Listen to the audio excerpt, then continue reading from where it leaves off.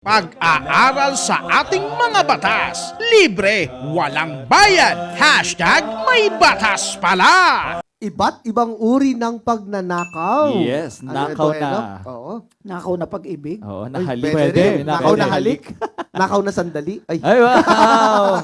oh. Pag nanakaw ng oras. Ano nga ba Oh, yan? pwede, Yung pwede, pagnanakaw pwede. na yan. Okay. Isa sa mga kakaraniwang kasong hinaharap ng aming mga kliyente po dito po sa Public Attorney's Office ay may kaugnayan sa pagnanakaw. Masama po ang magnakaw dahil hindi lamang ito labag sa mga aral ng Diyos, kundi isa rin itong krimen na may kaakibat na parusang pagkakakulong sa ilalim ng ating batas. Lako, lalo na ngayong holiday season kung kailan sinasabing tumataas ang mga insidente ng pagnanakaw. Kasi nagbabakasyon yung iba, walang taong naiwan sa bahay.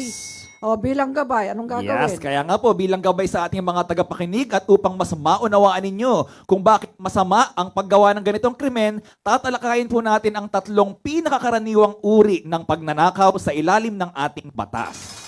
Ano ang krimeng simple theft? Ang simple theft ang pinakakaraniwang uri ng pagnanakaw. Ngunit ang paggawa nito ay may kaakibat na mabigat na parusa. Yan, ayon sa Article 308 ng Revised Penal Code, ang simple theft ay nagaganap kapag ang isang tao ay nagkakaroon ng layunin na makinabang, intent to gain. Ikalawa, kumuha ng personal na ari-arian ng iba nang walang pahintulot ng may-ari at ginawa ito ng walang paggamit ng dahas, pananakot o puwersa. Ayun. Ano yan? Pangungupit? Yung ganyan. Simple theft. Pangungupit, Oo. di ba, no? Pasimple pa. Eh, ano pa, sa pangalan lamang ito, tinatawag na simple. Mhm. Ngunit hindi simple ang parusa dito. Yes po, ayon sa Article 309 ng Revised Penal Code na inamyendahan ng Republic Act No. 10951, ang parusa ay nakabatay sa halaga ng ninakaw na ari-arian. Mas mataas ang halaga, mas mabigat ang parusang pagkakakulong na pwedeng umabot hanggang 20 taon. Ano nasusulat sa Article 309? Oh, kaugnay nga po ng provisyong iyon ng batas. Nakadepende po ito sa Halaga. value o Yes. halaga po ng ninakaw na ari-arian o Yes. personal property. Pag ang value ay more than 2.2 or 2,200,000 pesos, ang penalty ay prison mayor maximum o 6 years and 1 day to 8 years. And 1 year for each additional 1 million pesos. So may karagdagan yan. But the total of the penalty which may be imposed shall not exceed 20 years. Okay. Ayan. Pag more than 1.2 million naman to 2.2 million, Laki. prison mayor naman in its minimum and medium periods. Ang 6 katumbas. years and 1 day to 8 years or 10 years imprisonment. Okay, kapag more than 600,000 hanggang 1,200,000, prison correctional in its medium and maximum periods. 2 years, 4 months, and 1 day to 6 years, 4 years, 2 months, and 1 day to 6 years. Pakita na lang natin yan. Oo. Nakita nila. Sige, ayan. Opo. Pinakamababa, arresto minor. One day to 30 days. At yung isa, Meron 1 pa. day to Yeah, 10 10 days. days. Kahit Dahil sa 500 gutom. piso, ninakaw mo, kupit. No? Kaya masama pong kumain galing sa nakaw. Kaya wag po tayong magnakaw. Nasusulat, ang ating kakanin manggagaling sa Pinaghirapan. Pinagpawisan.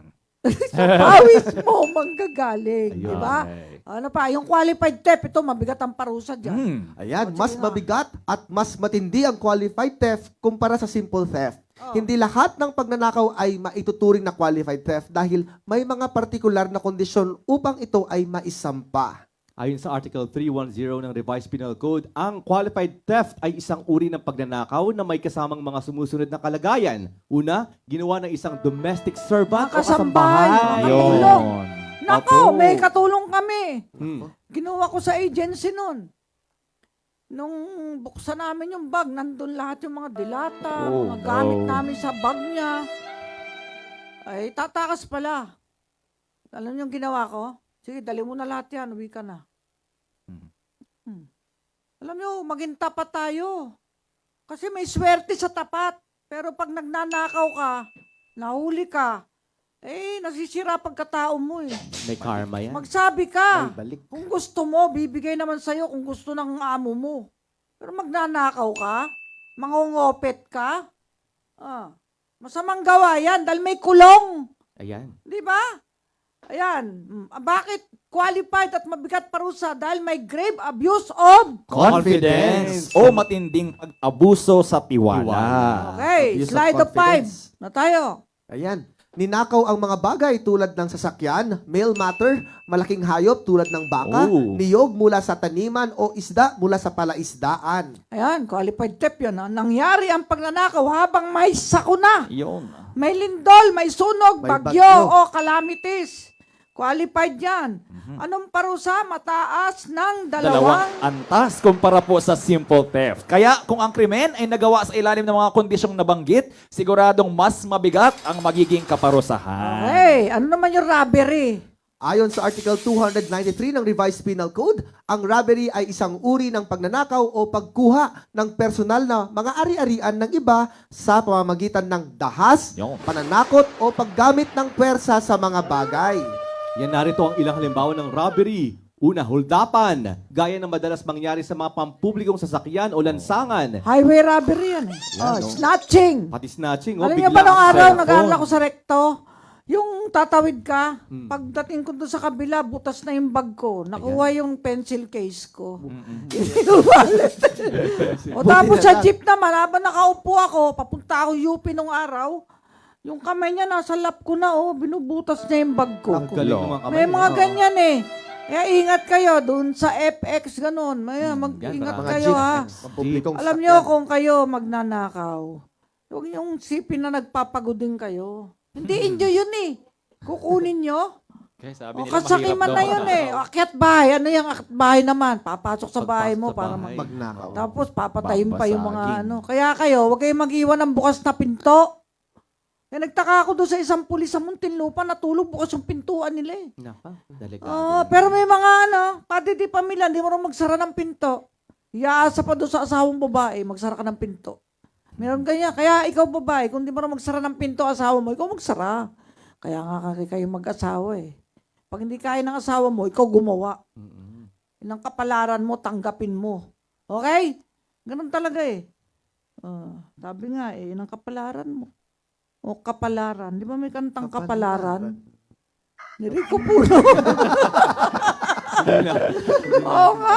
Mag-ingat kayo. Hindi ngayon uso yung mag-iiwan ng bukas na bahay para may hangin. Eh, ang papasok dyan, magnanakaw kahit saan.